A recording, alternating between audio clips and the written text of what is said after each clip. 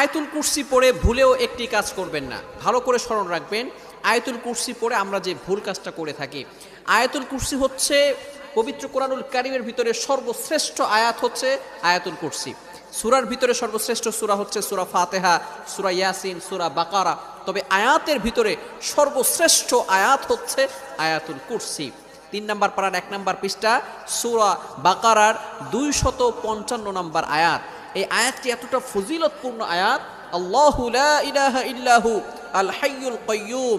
এই আয়াতের ভিতরে আল্লাহ তাআলার 2টি চমৎকার নাম আছে। এই নামকে বলা হয় ইসমে আজম, আল হাইয়ুল কাইয়্যুম। আল হাইয়ুল কাইয়্যুম যদি কারো দোয়া কবুল না হয়, আপনি যদি ইয়া হাইয়ু ইয়া কাইয়্যুম আল্লাহ তাআলার এই 2টি নাম চমৎকার ইসমে আজম 2টি নাম পড়ে 3 বার পড়ে যদি আপনি দোয়া করেন, আল্লাহ তাআলা আপনার দোয়া কবুল করে নেবেন।